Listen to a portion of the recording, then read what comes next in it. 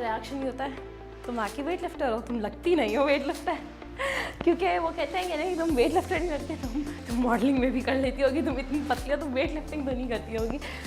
लेकिन मैंने अपने आप को खुद इतनी इस फिज़ीक पे रखा है because I am in the lightest weight category. पहले मैं अपने बिल्कुल यहाँ पे एंट्रेंस पे करती थी, वहाँ पे मैंने टाइलें तोड़ी, फिर मैं अंदर मैंने एक रूम ले लिया, ये अपना डाइनिंग रूम को मैंने अपने वेट ट्रेनिंग रूम में चेंज किया, फिर यहाँ पे आके टाइलें तोड़ी। तो वो कहते थे पहले तुम बाहर टाइलें तोड़ रही हो, अब तुम अंदर टाइलें तोड़ रही हो।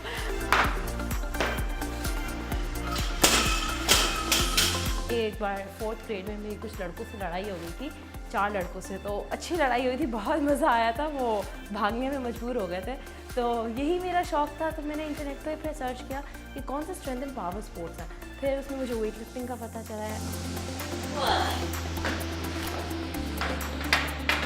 सबसे पहला था वेल्श ओपन, जिसमें मैंने सिल्वर मेडल लिया 49 kg वेट कैटेगरी में। फिर उसके नेक्स्ट डे मेरा हैम्पशायर वेट लिफ्टिंग चैम्पियनशिप थी, तो उसमें मेरी अनएक्सपेक्टेडली गोल्ड लग गया। मैंने स्कोरबोर्ड देखा ही नहीं because I wasn't expecting anything. जब मैंने अपनी लिफ्ट से फारिग हुई उसके बाद मैंने जाकर स्कोरबोर्ड पे नज़र डाली, तो आई वाज कमिंग नंबर 1। अभी तक मैं वेट लिफ्टिंग अकेले करती आई हूँ विदाउट अ कोच, तो मेरी टेक्निक काफ़ी ज़्यादा फॉल्टी है। मैं जब मास्टर्स के लिए जाऊँ तो मैं वहाँ जाके फिर कोचिंग लूँ।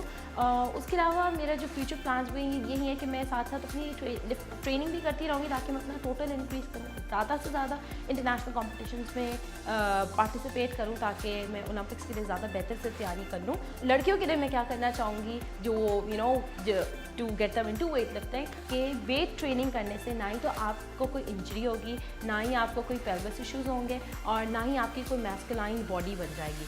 तो ये सारे मिथ्स हैं, इन सारे मिथ्स को आप एक साइड पे करें और आप जाएं जिम के अंदर जाएं, आप वेट्स उठाएं, वेट लिफ्टिंग करें because it's a healthy activity.